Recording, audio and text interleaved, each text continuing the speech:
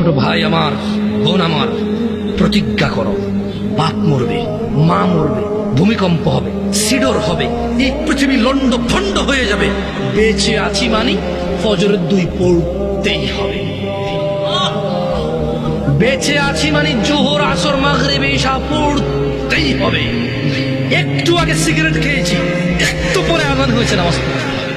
একটু আগে পর্নোগ্রাফি, উলঙ্গ সিনেমা দেখেছি, একটু পরে আজান হয়েছে, নামাজ পড়তেই হবে। ঘুমের মধ্যে কাপড় চোপড় নষ্ট হয়েছে, মা জানে, বাপ জানে, ভাবি জানে, বোন জানে, সবাই জানে। এখন গোসল করলে সবাই বুঝবে কেন গোসল করছো। সবাই বুঝলে বুঝুক, না বুঝলে নাই।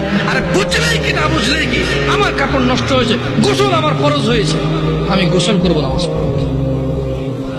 রাতে আমার ঘুম আসে নাই, বন্ধু বান্ধবের পাল্লায় পড়ে সারা রাত বসে বসে উলঙ্গ ছবি দেখেছি, যা অত্যন্ত ঘৃণিত এবং যা আমার জীবনকে তছনছ করে দেবে, যা আমার জীবনের বরকত নষ্ট করে দেবে, যা আমাকে লাঞ্ছিত অপমানিত করবে, এমন অপরাধে লিপ্ত ছিলাম। কারণ এই জানাবে বিচার যে করবে, যে জানার সাথে জড়িত, সে অপদস্থ হবেই হবে।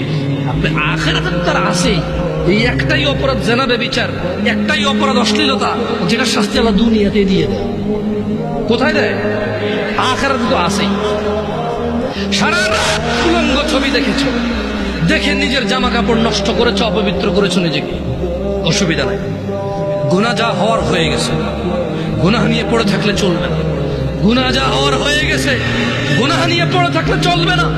যাও গোসল করো, ফজরে আযান হয়েছে, সালাতে যাও, 2 রাকাত সুন্নাত পড়ে আল্লাহর কাছে ক্ষমা চাও, 2 রাকাত ফরজ পড়ে আল্লাহর কাছে ক্ষমা চাও। আর দেখবা না, প্রতিজ্ঞা করো, আবার দেখে ফেলেছো, অসুবিধা নাই, জোহরে আযান হয়েছে, যাও মসজিদে যাও, গোসল করো, 2 রাকাত নামাজ পড়ো, আল্লাহর কাছে ক্ষমা চাও, প্রতিজ্ঞা করো, আর দেখবা না। আবার দেখে ফেলেছো, অসুবিধা নাই, পরের ওয়াক্ত আযান হয়েছে, যাও মসজিদে যাও। কারণ মনে রাখবা, সকল অপরাধ গুনাহ, নামাজ যদি ছুটে যায় কুফরিয়া শিরকি হয়ে যাবে, ছাড়া যাবে না নামাজ। আমি কি বুঝাইতে পেরেছি?